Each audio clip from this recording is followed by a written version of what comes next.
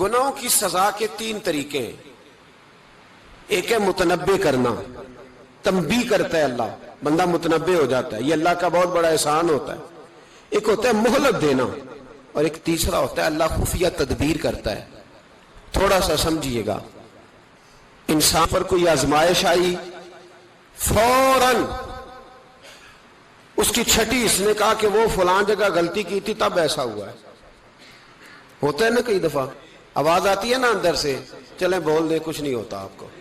اللہ جانتا ہے یہاں کوئی کچھ نہیں کہے گا آپ کو، اور ہماری تو ویڈیو بھی نہیں گھومتی، یعنی خبر بھی نہیں ہو کہ کس نے ہاں کر دی کس نے نہ کر دی.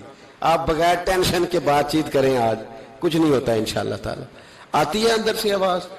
میں آپ سے اس لیے ان چیزوں کی تصدیق کراتا ہوں کہ باقیوں کو بھی آتی ہے کہ نہیں، اس لیے تصدیق. کبھی کوئی کسی جگہ انسان پریشان ہوتا ہے تو محسوس کرتا ہے کہ وہاں مجھ سے ہوتا ہے نا جی، جس کو یہ نصیب ہو جائے بڑا خوش نصیب آدمی ہے. حضرت مولا علی فرماتے ہیں اگر تجھے دنیا میں سزا مل گئی تو بچ گیا ہے، سمجھ پھر اللہ کرم کرے گا، آخرت میں سزا نہیں دے گا. اور یہ یاد رکھ لے، وما اصابکم من مصیبت فبما کسبت ایدیکم ویعفو عن کثیر. اللہ فرماتا ہے دنیا میں تجھے جو بھی تکلیف پہنچتی ہے وہ تیرے ہاتھوں کے کرتوتوں کی وجہ سے پہنچتی ہے. ویعفو عن کثیر، فرمایا کثیر گناہ تو میں ویسے ہی معاف کر دیتا ہوں. یہ جو تیری زندگی میں دکھ ہے نا، یہ بھی میری قلیل سزائیں ہیں. یہ کثیر پر سزا، یہ قلیل ہے، قلیل یہ جو تمہاری زندگی میں تکلیفیں. انسان کو سزا ملتی. حضرت فضیل بن عیاض رحمۃ اللہ تعالی علیہ گھوڑے پہ بیٹھے تھے، گھوڑا شرارت کرنے لگ گیا،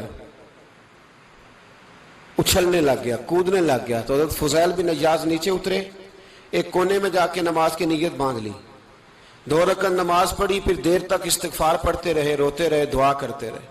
واپس آئے،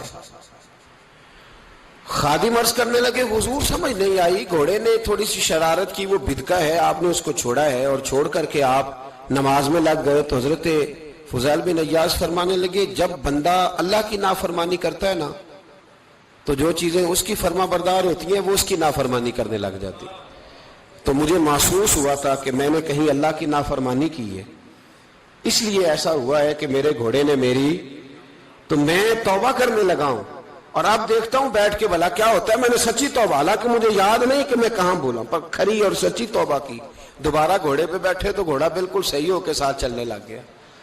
میرے بھائی جب یہ تنبیہ ہے اللہ کی طرف سے، یہ متنبع کیا جاتا ہے کہ تو بعد آ جا. بہت ساری جگہوں پہ انسان کو وقتی طور پر اگر سزا مل جائے، نبی پاک علیہ السلام کی خدمت میں ایک صحابی آئے، بات مضبوط کر دوں، واقعہ سنایا ہے نا تو کچھ لوگ سمجھتے ہیں کہ یہ واقعہ ہے، تو میں ایک حدیث پاک امام بہقی کی لکھی ہوئی عرض کرتا ہوں. نبی پاک علیہ السلام کے ایک صحابی آئے اور ان کا سر پھٹا ہوا تھا،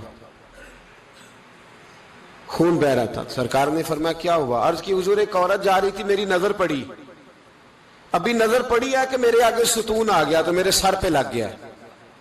نبی پاک صلی اللہ علیہ وسلم نے فرمایا تیرے لیے خوشخبری ہے، اگر دنیا میں تیری غلطی کی تجھے سزا ملی ہے تو پھر رب تجھے قیامت میں سزا نہیں دے گا. پھر اللہ قیامت میں سزا، بعض گناہ ایسے ہیں جن کی یہاں بھی سزا ملے گی اور وہاں بھی ملے، لیکن میرے بھائی پہلی بات یہ ہے کہ اللہ تعالیٰ اس غلطی کی یہی سزا دے لے اور دعا فرمائے اللہ تبارک و تعالیٰ یہاں بھی معافی عطا فرمائے، وہاں بھی معافی عطا فرمائے.